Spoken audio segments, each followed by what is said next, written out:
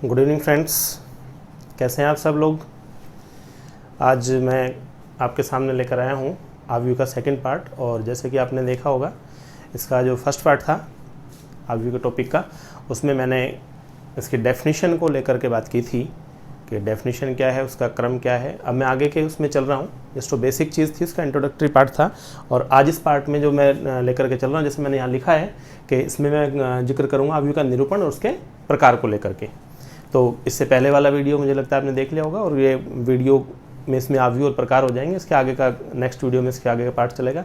आपने अभी तक नहीं किया तो इसको सब्सक्राइब कर लें, क्योंकि अभी रेगुलर डेली आपको कंटेंट मिलता रहेगा इसमें आव्यू वाले इसमें लिस्ट में। मैं सारे के सारे जो आव्यू के कंटेंट्स हैं, जो वीडियोज़ होंगे, उसकी प्लेलिस्ट में आपको सब मिल जाएंगे। तो चलिए शुरू करते हैं ये आव्यू का निरूपण और प्रकार को लेकर के। निरूपण में क्या है, देखिए आव्यू का सबसे पहली बात है नामांकन। नाम कैसे लिखते हैं, तो आव्यू का जो नाम लिखा जाता है वो जनरली क्या होता है, उसके इंग्लिश अल्फ़ाबेट्स के कैपिटल लेटर से लिखा जाता है। हम A-B-C XYZ PQR एक्सेट्रा कुछ भी कोई नाम आव्यू का ले सकते हैं। तो इसमें कुछ समझाने वाली बात नहीं, जस्ट आपको याद रखना कि भाई नाम जो है वो कैपिटल लेटर से लिखे जाते हैं। उसके बाद बात है अवयवों का निरूपण। अवयव कैसे निरूपित करते हैं ये ध्यान से देख लीजिएगा। क्या है, अंग्रेजी वर्णमाला के जो छोटे अक्षर हैं, स्मॉल लेटर्स जो हैं, उनमें हम इनको निरूपित करते हैं। और हर अक्षर के साथ में 2 अंक लगे हुए होते हैं अनुलग्नक के रूप में। अनुलग्नक बोलते हैं जो चीज़ पीछे लिखी जाती है किसी चीज़ के। एक सफिक्स होता है, एक प्रीफिक्स होता है। तो ये सफिक्स के रूप में है। प्रीफिक्स जो पहले लिखा जाए, सफिक्स जो बाद में लिखा जाए। तो अनुलग्नक है 2 संख्याएं हर अक्षर के साथ में, जैसे ए के साथ में या 1-1, ए के साथ में 1-2। ये एक्चुअली 11, 12, 21 नहीं है, ये अलग अलग पढ़ने हैं दोनों संख्याओं को। तो A11, A12, A21, A22, ऐसे मैंने लिखा B12 एक्सेट्रा। कुछ भी जो अवयव का नाम है उसके साथ में ये 2 संख्याएं लिख ली जाती हैं। और ये जनरली हम ऐसा करते हैं कि जब मैंने मान लीजिए मैं आव्यू लिख रहा हूँ कोई A, जब मैं आव्यू A लिखूंगा तो उसके लेटर्स जो है उनको मैं जनरली स्मॉल लेटर्स A से लिख लूंगा। नाम तो कैपिटल लेटर से हो गया, और उसी का कोरस्पॉन्डिंग जो स्मॉल लेटर है उसी से उसके अवयवों का एलिमेंट्स को निरूपित कर लेंगे। जैसे अवयव B लिख रहे होंगे तो B11, B12, B21 एक्सेट्रा ऐसे। C लिखेंगे तो C11, C22 ऐसे। तो इस तरह से एक स्मॉल लेटर और उसके साथ में 2 संख्याएं लगी हुई होंगी। ये जो दोनों संख्याएं हैं क्रम वाइज, इनमें पहली जो संख्या होती है वो तो उसकी पंक्ति को बताती है, और जो दूसरी संख्या है वो उसके स्तंभ को बताती है कि कौन सी पंक्ति और कौन से स्तंभ का अवयव है। ये मैंने लिखते हैं यहाँ पे कि जहां AIJ का मतलब क्या है कि IV पंक्ति और JV स्तंभ का अवयव है। ठीक है, जैसे मैं एक छोटा सा ऐसे एग्जाम्पल ले लूँ। मान लीजिए मैं यहाँ पर लिखता हूँ, मैंने एक अवयव लिखा, सपोज यहाँ पे लिख देता हूँ, इधर देख लीजिए। मैंने यहाँ पे एक अवयव लिखा 1, 2, 4, -3, ये एक अवयव लिख दिया। अब देखो 2 चीज़ें, एक तो इसका क्रम, इसमें एक और एक 2 पंक्तियां हैं, 2 ही स्तंभ है, तो इसका क्रम हो गया 2/2 का। तो 2/2 का अवयव हो गया। अब इसका जो पहला अवयव है 1, ये पहला अवयव क्या है, ये पहली पंक्ति और पहले स्तंभ का अवयव है। तो अगर मान लीजिए मैं इस अवयव को लिखूं तो मैं इसको कह सकता हूं कि A11 = 1। ऐसे ये दूसरा अवयव जो है, ये पंक्ति तो इसमें भी पहली है लेकिन स्तंभ दूसरा हो गया, तो ये हो गया A12 की वैल्यू कितनी हो गई, 2। ऐसे ये वाला जो अवयव है इसको बोलेंगे A21, ये दूसरी पंक्ति होगी, पहला स्तंभ हो गया। तो पंक्ति पहले देखेंगे कौन सी पंक्ति है, उसके बाद देखेंगे कौन सा स्तंभ है। तो पंक्ति और स्तंभ के आधार पर लिख लिया जाएगा। तो ये दूसरी पंक्ति और पहले स्तंभ का अवयव है, तो दूसरी पंक्ति मीन्स 2 और पहले स्तंभ मीन्स 1, तो 2-1, इसका क्रम हुआ 2-1। तो A21 से इसको निरूपित कर रहे हैं। तो A21 की वैल्यू हो गई 4। ऐसे ये होगा A22, तो A22 की वैल्यू हो गई -3। आपको मैं एक बहुत सिंपल सी एक चीज बताऊं, जब भी आपको निरूपण करने वाली बात आए कहीं भी कि आव्यू का निरूपण कैसे करते हैं, तो उसमें जितनी पंक्तियां जितने स्तंभ हैं, मैं पिछले वीडियो में भी ये बात बता चुका हूं।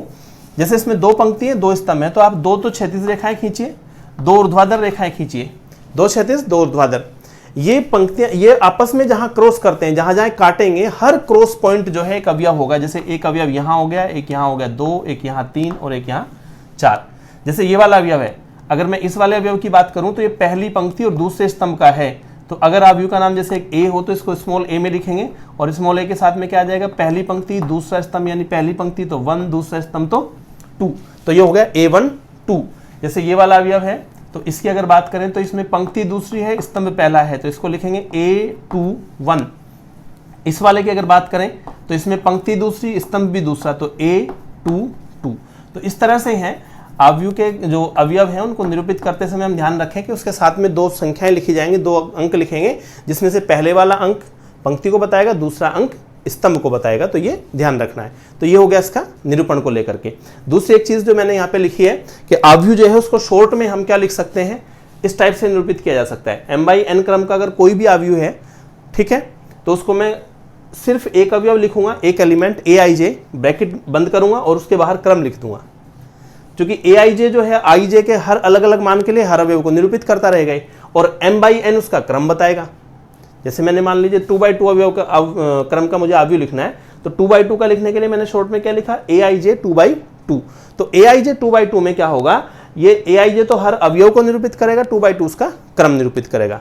अब देखो ये इस तरह से हो जाएगा aij 2/2। क्यों हो जाएगा, आपको मैं फिर वही उस पर लेके जा रहा हूँ, उसमें कभी कंफ्यूजन नहीं होगा।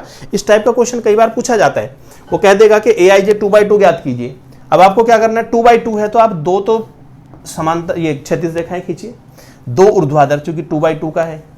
ये जहां जहां काटते हैं वहां अवयव आएंगे, मैं फिर बताता हूं, पहला अवयव, दूसरा अवयव, तीसरा अवयव, चौथा अवयव, ऐसे आएगा। देखो पहला अवयव, यहां पे जो अवयव होगा वो क्या होगा, अवयव ए से निरूपित हो रहा है, ये पहली पंक्ति पहला स्तंभ, तो यहाँ 1 1 आ गया। इस वाले की बात करें तो ये ए पंक्ति पहली है बीबी, स्तंभ दूसरा हो गया तो 1 2। जब यहाँ आएंगे तो ए, ये दूसरी पंक्ति पहला स्तंभ, तो A2 1। यहाँ आएंगे तो ये दूसरी पंक्ति दूसरा स्तंभ मीन्स A2 2। क्लियर है बात। मान लीजिए मैं इस तरह से, देखो ध्यान से, 1 2 3 और यहाँ पे 2 खींचूं, तो अब देखो ध्यान से, ये वाला अवयव क्या होगा, A1 1, पहली पंक्ति पहला स्तंभ। ये वाले की बात करें तो इसमें भी पहली पंक्ति लेकिन दूसरा स्तंभ हो गया, तो ये हो गया A1 2।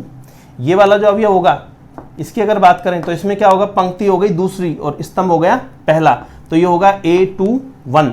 इस वाले की बात करें तो ये होगा A2 2, दूसरी पंक्ति दूसरा स्तंभ। जब यहाँ आएंगे तो पंक्ति हो गई तीसरी, स्तंभ है पहला, तो ये होगा A3 1 और ये होगा A3 2। तो एक तरह से मान लीजिए आपको कहा जाए कि देखो इसमें 1 2 3 पंक्तियां हुई, तो अगर मान लो ये आव्यूह बनता है तो इसका क्रम क्या होगा, 3 तो इसमें पंक्तियां हो गई और 2 हो गए स्तंभ, तो 3/2 ऑर्डर का है। शॉर्ट में इसको लिखा जा सकता है कि aij 3/2। ऐसा क्वेश्चन पूछा जाता है कई बार, ये एग्जाम में पूछा जा चुका है इस तरह का। देखिए मैं यहाँ पे लिख देता हूँ एक क्वेश्चन। मान लीजिए तुम्हें कहा जाए कि आव्यूह aij, इस पे मैं ब्रैकेट लगा दूं, आव्यूह aij और यहां लिख दूं मैं 2/3।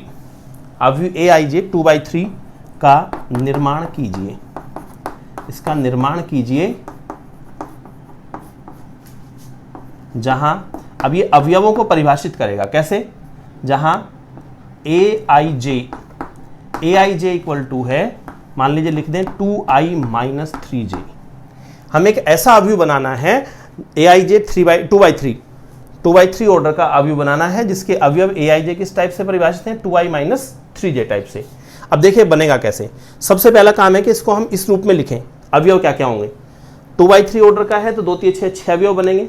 और वो बनेंगे कैसे, देखो 2/3, सबसे पहला काम, आप कुछ नहीं, इसमें ज़्यादा कोई दिमाग नहीं लगाना, आपको सीधा से क्या करना है, आप सीधा से काम करो। 2/3 है तो 2 तो क्षैतिज पंक्तियां और 3 ऊर्ध्वाधर, तो 2 क्षैतिज 3 ऊर्ध्वाधर, 1 2 3। अब आपको इजीली समझ में आ जाएगा, यहाँ यहाँ यहाँ अवयव आएंगे, तो ये वाला अवयव A1 1, ये वाला अवयव A1 2, ये वाला अवयव A1 3। फिर यहाँ आएगा A2 1, यहाँ पे आएगा A2 2 और यहाँ आएगा A2 3।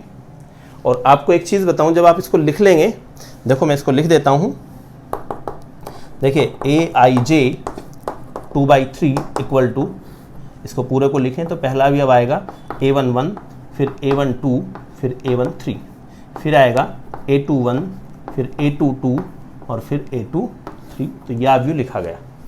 अब देखो ये था 2/3 ऑर्डर का, 2/3। इसमें कभी भी एक गड़बड़ होने के चांस रहते हैं। मिस्टेक क्या होती है इसमें हम उल्टा बना लेते हैं। मान लीजिए आपको कहा तो गया 2/3 का और हमने बना दिया 3/2 का, मतलब हमने उल्टा सोच लिया, पंक्तियां उसमें 3 रख दी, स्तंभ 2 रख दिए। तो ऐसी मिस्टेक कई बार होती है। आप एक चीज़ देख लो, ये अवयव लिखने के बाद में जो लास्ट वाला अवयव लिखा जाता है, ये वाली संख्या 2 3 और ये इसका ऑर्डर 2/3, ये सेम होना चाहिए। अगर आपने गड़बड़ कर दी तो वो नंबर मैच नहीं होएगा, ये 2 3 और ये 2 3 सेम नहीं आएंगे, ये अलग अलग हो जाएंगे। ठीक है, तो ये इसमें गलती न होने का चांस कभी नहीं होगा। गलती होने का चांस अगर आप इस वाले को खींच लेते हैं, इसमें कोई बड़ा काम नहीं है। आप मान लो एग्जाम में भी कर रहे हो, रफ कॉपी में साइड में थोड़ा सा 1-2 लाइनें खींच लो। इस तरह से हॉरिजॉन्टल और वर्टिकल जितनी क्षैतिज ऊर्ध्वाधर रेखाओं की जरूरत है क्रम के आधार पर उनको खींच लो, और खींचने के बाद में इसको यहाँ पे लिखो। ठीक है, जब हम ये चीज़ लिख लेंगे, अब इसको लिखने के बाद हमें क्या करना है, अब ये सारे अवयव ज्ञात करने हैं हमें। इसमें 6 अवयव हो गए, ये 6 के 6 अवयवों को ज्ञात करना है। ठीक है, मैं इधर से ये कोना को साफ कर लेता हूँ और देखें कैसे हो गए।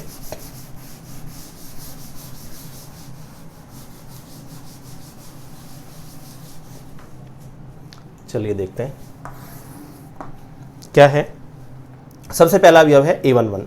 पहली बात तो ये परिभाषा हमें याद रखनी है। परिभाषा क्या थी हमारी, Aij इक्वल टू है 2i minus 3j, 2i minus 3j। पहला अवयव A11, ये 6 के 6 अवयव हमें निकालने हैं। तो पहले A11 इक्वल टू 1 यानी i और j दोनों का मान 1-1 हो गया, तो i j दोनों की जगह 1-1 रख देंगे। तो 2 गुना 1 माइनस 3 गुना 1, तो ये हो गया 2 माइनस 3, और ये बन जाएगा आपका -1। चलिए दूसरा, फिर उसके बाद A12। जब हम A12 निकालेंगे तो A12 में i का मान 1, j का मान 2, तो i1 j2 यहाँ रख देंगे। तो 2 × 2 और माइनस 3 × 2, ये हो गया आपका 4 माइनस 6, तो ये आ गया -2, 4 माइनस 6 -2। उसके बाद A12 के बाद है A13, तो A13 यहाँ पे 1 यहाँ पे 3 रखेंगे, तो ये हो जाएगा 2 माइनस 9, ये बन जाएगा आपका -7। फिर उसके बाद A21 आएगा, A21 को वहाँ रखोगे तो ये हो गया 4 माइनस 3, तो ये 1 आ गया। A22 आएगा, A22 की अगर हम बात करें तो फिर ये हो जाएगा 4 माइनस 6, तो ये -2 आ जाएगा। फिर A23 आएगा, तो ये हो जाएगा 4 माइनस 9 यानी -5। एलिमेंट्स आ गए सारे के सारे। अब उसको जो आपका अवयव था उसको लिख देंगे। तो Aij 2/3 इक्वल टू, ये सारे जो मान थे इसके यहाँ पे तीनों इस तरह रख देंगे। A11 का मान हमारा आया -1, फिर अगला है -2, फिर अगला है -7, तीनों तो ये हो गए। फिर ये 1 और उसके बाद -2 और फिर -5। चलिए, तो ये आपने देख लिया। इस तरह से ये हमारे तीनों जो अवयव थे ये निकल गए। ठीक है, ये हुआ। तो इस तरह से ये अवयव, ये क्वेश्चन कई बार एग्जाम में पूछा जाता है। ऐसे कुछ भी दे करके उसको कह देगा कि इस तरह का अवयव का निर्माण कीजिए, अवयव इस तरह से परिभाषित करके उसने दिए हुए होते हैं। तो ये बात है अवयव के निरूपण को लेकर के, किस तरह से अवयव को निरूपित किया जाता है। आप चाहें तो इसका स्क्रीनशॉट ले लें। तो यह अवयव का निरूपण हो गया। इसका नामांकन, ये चीज़ मैं वापस बता देता हूँ आपको क्या क्या है। नामांकन, नाम हमेशा कैपिटल लेटर से लिखा जाएगा। अवयव जो होते हैं उनको स्मॉल लेटर से लिखा जाएगा। स्मॉल लेटर्स में जो है उनके साथ में 2 संख्याएं लिखी जाएंगी अनुलग्नक के रूप में। बाद में दोनों संख्याओं में पहली संख्या उसकी पंक्ति को निरूपित करेगी, दूसरी संख्या उसके स्तंभ को निरूपित करेगी। शॉर्ट में लिखने के लिए Aij m/n, Aij 2/2, Aij 2/3 इस टाइप से लिखा जाएगा। और इस टाइप से ये क्वेश्चन पूछा जाता है, जो क्वेश्चन का मैंने आपको सोल्व करके बता दिया कैसे सोल्व होता है। तो ये तो थी बात निरूपण को लेकर के। अब उसके बाद मैं बात करता हूँ इसके प्रकार को लेकर के, बात करेंगे क्या क्या इसके प्रकार हैं। तो इसका आप स्क्रीनशॉट ले लें, मैं इसको वाइप ऑफ कर देता हूँ। चलिए,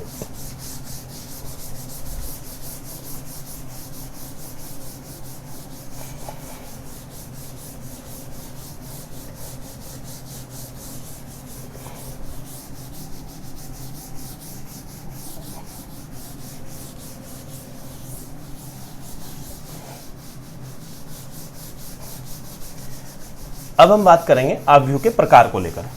अवयव के क्या क्या प्रकार हैं। तो चलिए अवयव के प्रकार की बात करते हैं। मैं लिख लेता हूं एक बार। अवयव के प्रकार, जिस तरीके से मैं बता रहा हूं ऐसे अगर आप याद रखेंगे तो कभी भी आप अवयव के प्रकार नहीं भूलेंगे। ध्यान रखना आप बिल्कुल सिस्टमेटिक तरीके से चलते हैं। सबसे पहला प्रकार मैं जो यहां पे लिख रहा हूं, नंबर 1 है शून्य अवयव। क्या है? शून्य अवयव। और कुछ भी नहीं है शून्य अवयव में, सीधी सी बात है, सारे एलिमेंट, सारे अवयव उसके 0 होंगे। ठीक है, मैं शॉर्ट में लिख देता हूं, सभी अवयव शून्य। ऐसा अवयव जिसके सभी अवयव शून्य हो। कैसे है? कुछ भी यहां लिख दें, जैसे मैंने लिख दिया 0 0 0 0, ये 2/2 का 0 अवयव हो गया। मैं यहां पे लिख दूं 0 0 0 0 0 0, ये हो गया 2/3, 2 पंक्तियां 3 स्तंभ, 2/3 का 0 अवयव हो गया। तो ये है 0 मैट्रिक्स, शून्य अवयव। ठीक है, कुछ नहीं याद रखना, सीधी सी बात है, जिसके सारे अवयव 0 आए वो शून्य अवयव हो गया। दूसरा प्रकार पे चलते हैं, दूसरा है पंक्ति अवयव। पंक्ति अवयव, ये पंक्ति अवयव जो है इसमें कुछ नहीं है, कोई भी अवयव इस टाइप का हो जिसमें सिर्फ एक पंक्ति बनती हो। क्या हो? एक पंक्ति। तो पंक्ति तो एक होगी, स्तंभ कितने भी हो सकते हैं, तो 1/n प्रकार, 1/n पंक्ति एक होगी, स्तंभ कितने भी हो जाए उसमें पंक्ति एक होनी चाहिए। तो 1/n प्रकार का अवयव, 1/n क्रम, 1/n क्रम का अवयव। 1/n क्रम से मतलब क्या है? पंक्ति एक ही हो। जैसे मैं यहाँ पे लिख दूं कि x, y, z। एक चीज का आप विशेष ध्यान रखें, जो अवयव लिखे जाते हैं उनके बीच में कोई कोमा वगैरह कुछ नहीं लगता, बस वो स्पेसिफिक डिस्टेंस पर होते हैं, उनमें पर्टिकुलर बीच में गैप हो। ऐसे भी नहीं हो कि मैं x, y, z ऐसे लिख दूं और ब्रैकेट बंद कर दूं। अभी x, y, z पूरा एक अवयव हो गया है, तो इसको ऐसे लिखना है, अलग अलग दिखें अवयव। तो ये हो गया पंक्ति अवयव, जिसमें सिर्फ एक ही पंक्ति हो। अब पंक्ति अवयव हुआ तो तीसरा फिर हो जाएगा स्तंभ अवयव। जैसे पंक्ति अवयव है, ऐसे ही स्तंभ अवयव भी हो सकता है। जब पंक्ति अवयव आपके समझ में आ गया तो स्तंभ अवयव समझ में आ जाएगा। पंक्ति में एक पंक्ति होती है, स्तंभ में एक स्तंभ होगा। स्तंभ एक होगा तो ऐसा कुछ होगा जैसे m/1 प्रकार का, m/1 क्रम का अवयव, m/1 क्रम का अवयव। कैसे? m/1 में क्या है? जैसे मैं इस x, y, z को इसको इस तरह से लिख दूं, x, y, z, और इसको ऐसे बंद कर दूं।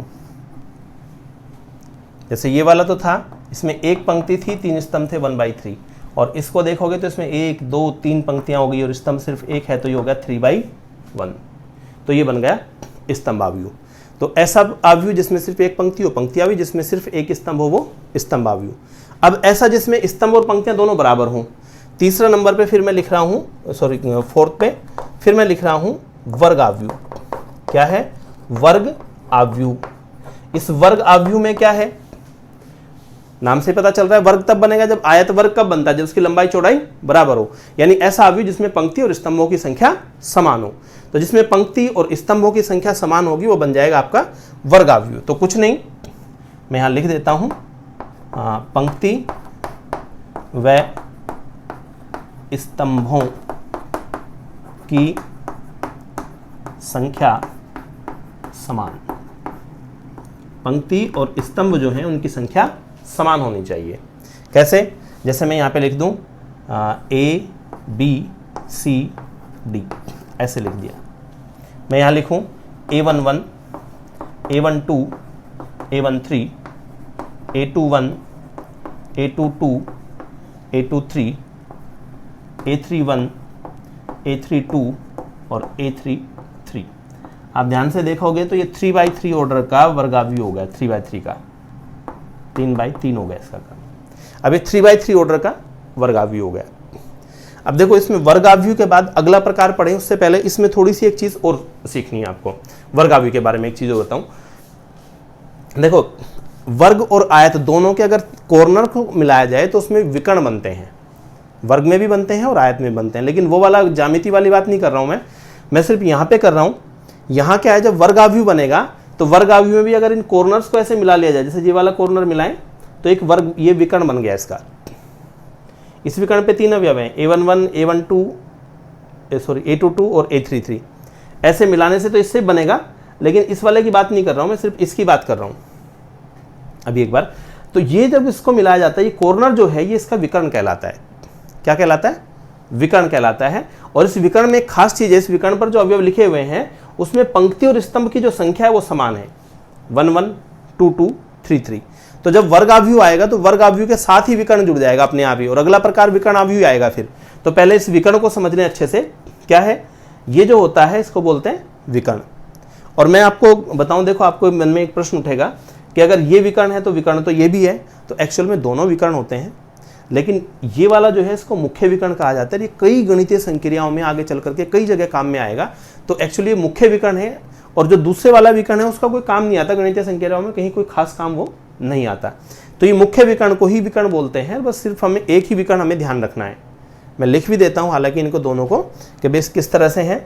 तो क्या है, देखिए जैसे यहाँ लिख देता हूँ, मैंने वर्ग आव्यूह लिखा, मैं छोटा सा लिख लेता हूँ A11, A12, A21 और A22, ये 2/2 का लिख लिया। तो इसमें जो ये वाला विकर्ण है, ये वाला विकर्ण कहलाएगा मुख्य विकर्ण। क्या कहलाएगा? मुख्य विकर्ण।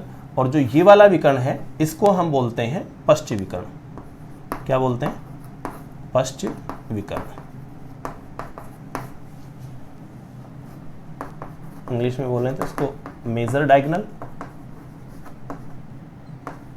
ये मेजर डायगोनल और ये माइनर डायगोनल।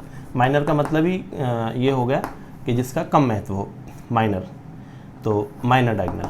तो अब एक्चुअली क्या है, ये वाला जो है मुख्य विकर्ण, यही जनरली काम में आता है। कई सारे आगे चल करके गणितीय संक्रियाओं में काम आएगा, लेकिन इसकी कोई खास जरूरत हमें नहीं पड़ती पश्च विकर्ण की, तो इसलिए हम इसको याद ही नहीं रखते। दरअसल हम इसी को याद रखेंगे।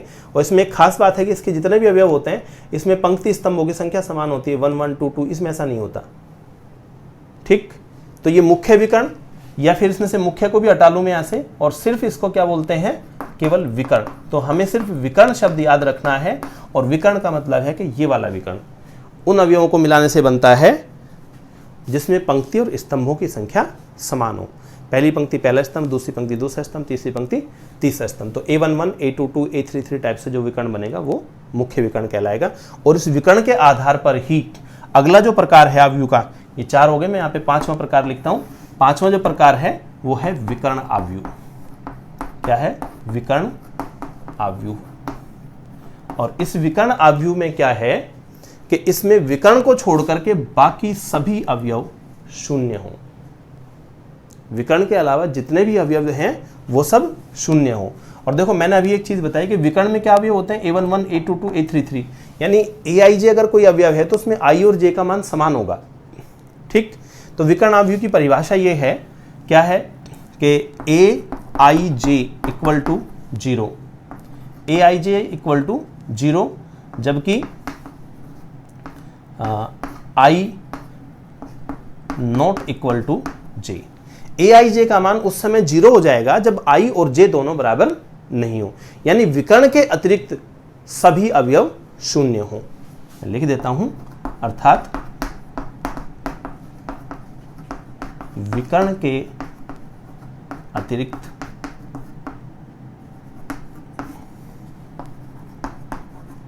अन्य सभी अवयव शून्य हो। तो विकर्ण के अतिरिक्त अन्य सभी अवयव जो हैं वो क्या होंगे? शून्य होने चाहिए। तो ऐसा आव्यूह होगा जिसके बाकी सब अवयव विकर्ण को छोड़ के सभी 0 होंगे। जैसे मैं यहाँ पे लिखूं 1 0 0 5, ये विकर्ण आव्यूह होगा। विकर्ण पे 1 5 है, बाकी 0 है।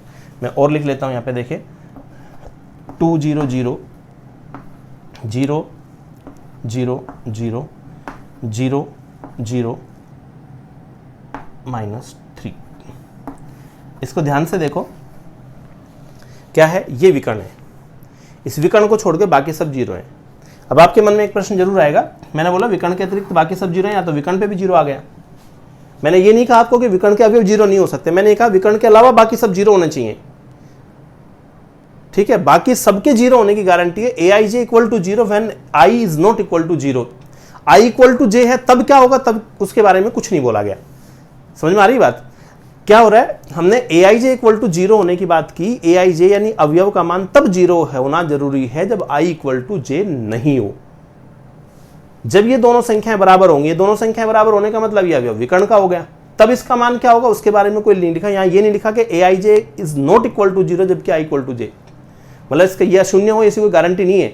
लेकिन क्या है कि जब ये विकर्ण के अलावा जो अवयव वो सब 0 होने चाहिए, तो विकर्ण को हम छोड़ दें, इसको छोड़ दें, केवल इसको छोड़ने के बाद में बाकी ऊपर का नीचे के सारे अवयव 0 होने चाहिए। इसमें क्या लिखा है उससे मतलब नहीं है। मतलब मैं आपको एक बात बताऊं, आप देखो स्टार्टिंग वाला ये सबसे पहला शून्य अवयव देखो, शून्य अवयव में क्या था? ये विकर्ण था इसका, और विकर्ण के अवयव अलावा बाकी दोनों अवयव 0 थे। तो एक तरह से मैं इसको भी कह सकता हूँ 2/2 वाला ये भी विकर्ण आव्यूह है। क्योंकि विकर्ण आव्यूह में विकर्ण के अलावा बाकी सबका 0 होना जरूरी है। विकर्ण के अवयव 0 होंगे नहीं होंगे उनके बारे में कोई जिक्र ही नहीं है। तो ये कंफ्यूजन दिमाग से दूर रखना कि विकर्ण के सारे अवयव 0 नहीं होते, क्लियरली रखना है बात। विकर्ण के अवयव क्या है उससे कोई लेना देना नहीं है, विकर्ण के अलावा जो है बाकी वो सब 0 होने जरूरी हैं। क्लियर बात। तो ये हो गया एक और अवयव का प्रकार विकर्ण अवयव। तो इस तरह से मैंने 5 अवयव को डिस्कस कर लिया। शून्य अवयव जिसके सभी अवयव शून्य हो। मैं इसको साफ कर लेता हूँ, तब तक आपको रिवाइज करा देता हूँ। एक बार फिर इस पे निगाह मार लो आप वापस। पहला शून्य अवयव जिसमें सारे अवयव शून्य हो। दूसरा पंक्ति अवयव जिसमें केवल एक पंक्ति हो। तीसरा स्तंभ अवयव जिसमें सिर्फ एक स्तंभ हो, इस तरह से ये वर्टिकली रूप में। फिर उसके बाद वर्ग अवयव जिसमें पंक्ति और स्तंभ दोनों बराबर हो जाए तो वो बन जाएगा वर्ग अवयव। वर्ग अवयव के बाद फिर आपका आ गया विकर्ण अवयव। वर्ग से विकर्ण की बात हुई, जहां वर्ग अवयव आएगा वहां विकर्ण का जरूर जिक्र होगा। विकर्ण का जिक्र हुआ तो विकर्ण अवयव आ गया। अगला जो टाइप आएगा वो विकर्ण अवयव के आधार पर ही आएगा, उसी से संबंधित रहेगा। तो 5 अवयव के प्रकार हो गए। कौन कौन से हो गए? शून्य हो गया जिसके सारे अवयव शून्य हो। उसके बाद में पंक्ति अवयव हो गया जिसमें सिर्फ एक पंक्ति हो। उसके बाद स्तंभ अवयव जिसमें सिर्फ एक स्तंभ हो। उसके बाद में स्तंभ पंक्ति दोनों बराबर हो जाए। वर्ग अवयव हो गया जिसमें स्तंभ और पंक्तियों की संख्या समान हो जाए। वर्ग अवयव के बाद में विकर्ण एक चीज आई, उसमें विकर्ण के आधार पर विकर्ण अवयव बन गया जिसमें विकर्ण को छोड़ के बाकी सब अवयव शून्य हो। अगला टाइप लिख रहा हूं 6 नंबर। देखो विकर्ण से संबंधित है और इसका नाम है अदिश अवयव। क्या है? अदिश अवयव। ये अदिश अवयव क्या है? इस अदिश अवयव में क्या है? ये जैसे मैंने विकर्ण अवयव बनाया था, ये एक तरह का विकर्ण अवयव ही है और इसमें विकर्ण के भी अवयव बराबर होने चाहिए सारे। जैसे यहाँ 2 लिखा है तो यहाँ भी 2, यहाँ भी 2। जैसे इसमें यहाँ 1 था, यहाँ 5 था, दोनों जगह 1 1 हो या दोनों जगह 5 5 हो जाए। ठीक है, तो क्या है? मैं देखो इसको इसी के आधार पे लिखूंगा। एक बार लिख देता हूँ AIJ इक्वल टू, मैं यहाँ एक ब्रैकेट लगा रहा हूँ, देखो ध्यान से देखना। AIJ इक्वल टू यहाँ पे मैं लिख दूँ K, और ये तो कंडीशन तब है जबकि I इक्वल टू J, और 0 जबकि I not equal to J। AIJ यानी अवयव का मान क्या होगा? K के बराबर होगा। K कुछ भी हो सकता है, ये भी लिखूंगा। ठीक है, K कुछ भी हो सकता है जहां K belongs to R। K कोई भी वास्तविक राशि हो, कुछ भी हो, K से कोई लेना देना नहीं है। बस हमें ये याद रखना है कि AIJ का मान K के बराबर होगा, यानी कोई अवयव होगा कुछ भी हो जब I और J इक्वल है, यानी वो विकर्ण का अवयव है। और जब वो विकर्ण का अवयव नहीं I not equal to J, तब उसका मान 0 होना चाहिए। तो जब विकर्ण के अलावा 0 होंगे तो विकर्ण अवयव तो बन ही गया वो। ठीक है, तो ऐसे अवयव जो विकर्ण के अतिरिक्त हैं वो 0 हो, और विकर्ण वाले अवयव कोई एक निश्चित हो, हर बार वो K ही आएगा उसका मान। क्या है? मैं शॉर्ट में लिख देता हूं, ऐसा विकर्ण अवयव, ऐसा विकर्ण अवयव जिसमें विकर्ण का प्रत्येक अवयव, विकर्ण का प्रत्येक अवयव समान हो। विकर्ण का प्रत्येक अवयव भी क्या हो? समान हो। देखो 2 चीजें आ गई। ऐसा विकर्ण अवयव, विकर्ण अवयव आते अपने आप बात होगी कि विकर्ण के अलावा बाकी सब अवयव शून्य है, और उसमें भी दूसरी बात क्या है कि विकर्ण का प्रत्येक अवयव समान हो, यानी विकर्ण पे एक ही संख्या लिखी हो। जैसे मैं यहाँ लिखूँ शॉर्ट में, तो छोटे से 1 2 लिख देता हूँ। जैसे 1 0 0 1, दोनों जगह 1 ही होगा। मैं यहाँ पे लिखूँ -2 0 0 0, तो यहाँ भी -2 ही आएगा 0, फिर 0 0 -2। विकर्ण पे तीनों जगह वही -2 आया है, यानी विकर्ण का अवयव समान हो, बाकी सब अवयव 0 हो। एक तरह का विकर्ण अवयव है जिसमें विकर्ण के भी अवयव समान हैं। क्लियर बात? तो ये बन गया अदिश अवयव। ठीक, बिल्कुल क्लियरली सारी बातें चल रही है। वर्ग अवयव आया, वर्ग में से विकर्ण निकल गया, विकर्ण के आधार पर विकर्ण अवयव बन गया जिसमें विकर्ण के अलावा बाकी सब 0 हो गए। विकर्ण के भी सारे अवयव समान हो जाए तो अदिश अवयव हो गया। अब इससे अगला फिर इसी पे रिलेटेड है, छठा हो गया। 7वां प्रकार लिखता हूं, उसके बाद है इकाई अवयव। क्या है? इकाई अवयव, इकाई अवयव या तत्समक अवयव, इकाई या तत्समक अवयव। ठीक है, इसको इंग्लिश में भी लिख देता हूं। इंग्लिश में इसको बोलते हैं आइडेंटिटी, आइडेंटिटी, आइडेंटिटी मैट्रिक्स। इसको आइडेंटिटी मैट्रिक्स या यूनिट मैट्रिक्स भी बोलते हैं। आइडेंटिटी मैट्रिक्स या यूनिट मैट्रिक्स। तो आइडेंटिटी या यूनिट मैट्रिक्स।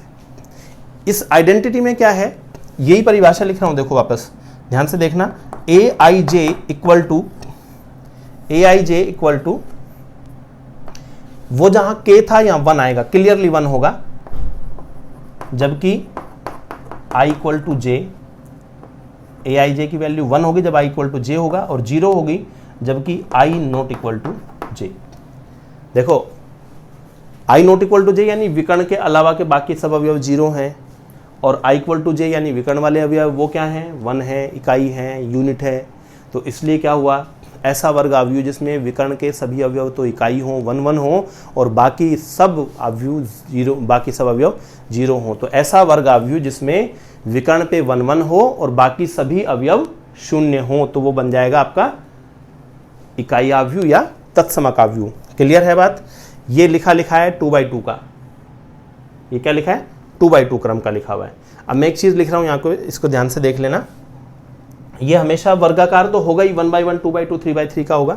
तो मैं यहाँ पे लिख देता हूँ n/n क्रम के वर्ग तत्समक आव्यूह को, n/n क्रम के तत्समक आव्यूह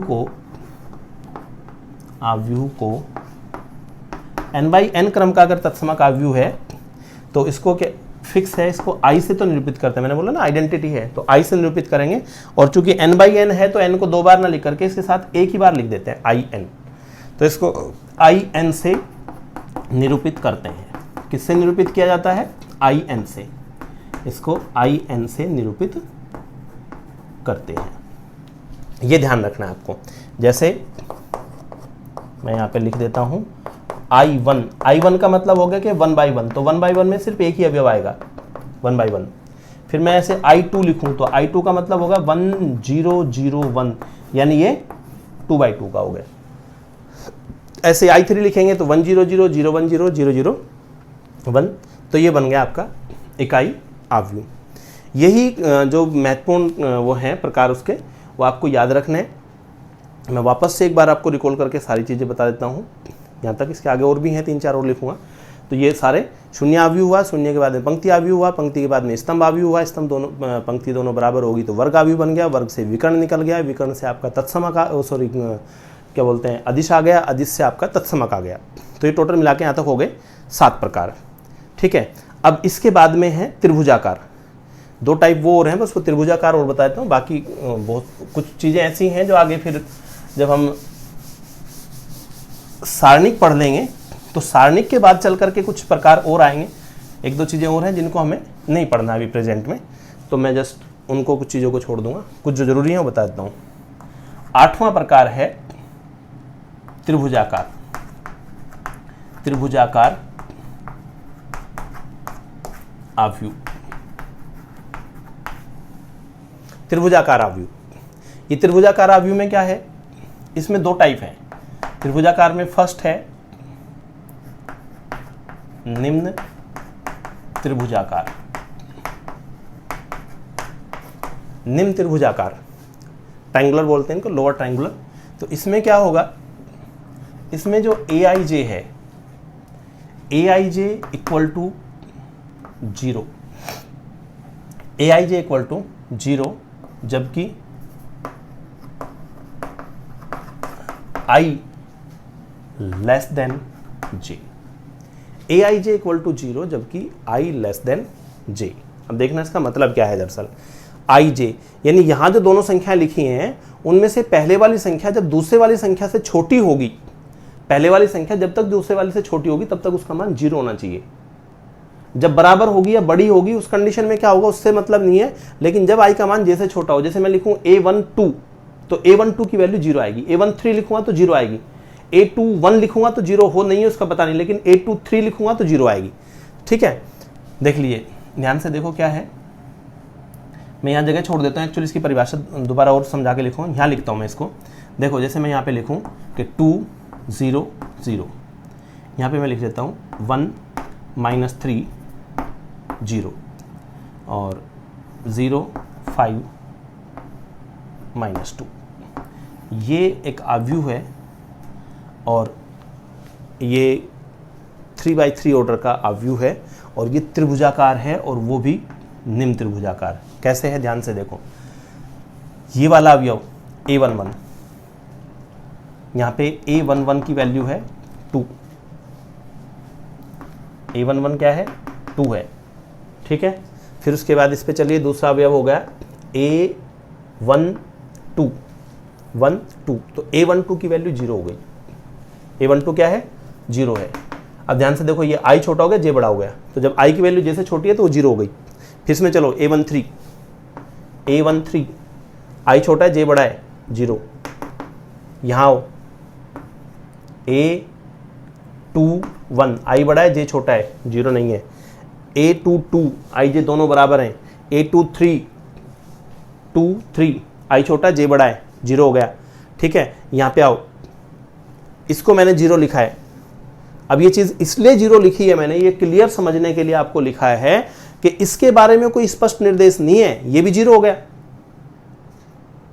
हो सकता है, लेकिन चूंकि इसके बारे में है ही नहीं, जब I की वैल्यू J से बड़ी है उसके बराबर है तब क्या होगा ये कहीं नहीं लिखा है।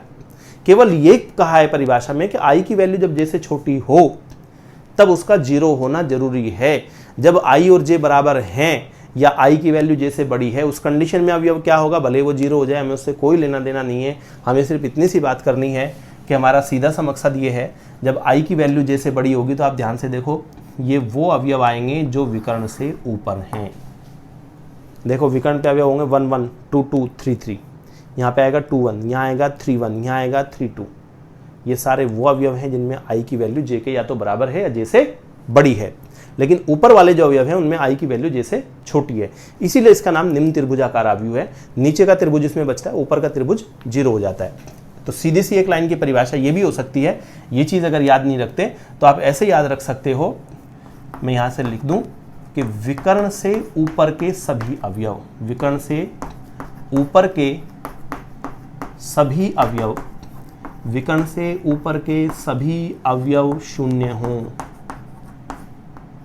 क्या है, विकर्ण से ऊपर के सभी अवयव शून्य होते हैं, ये परिभाषा है। विकर्ण से ऊपर के सभी अवयव शून्य हों तो निम्न त्रिभुजाकार, और अगर विकर्ण से नीचे के सभी अवयव शून्य हो जाएं तो ऊपरी त्रिभुजाकार। तो अगला जो इसमें टाइप है 8वें का ही सेकंड टाइप, उसको बोलते हैं ऊपरी त्रिभुजाकार। और ऊपरी त्रिभुजाकार में क्या है, वही परिभाषा यहाँ से ये Aij के रूप में कि Aij इक्वल टू 0 जबकि I की वैल्यू ग्रेटर देन हो J से, जब I J से बड़ा हो। और I J से बड़ा होने का मतलब है कि विकर्ण के नीचे के अवयव, जैसे मैं यहाँ पे लिख दूँ सीधा सा,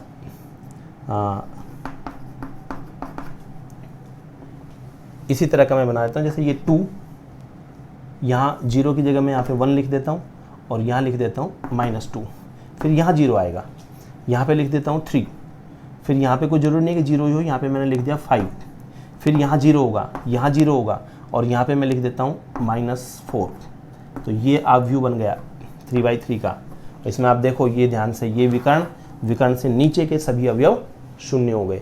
तो जैसे इसकी परिभाषा थी विकर्ण से ऊपर के सभी अवयव शून्य हो, तो यहाँ परिभाषा कह सकते हो कि विकर्ण से नीचे, विकर्ण से नीचे के सभी अवयव, विकर्ण से नीचे के सभी अवयव जो हैं वो शून्य होंगे।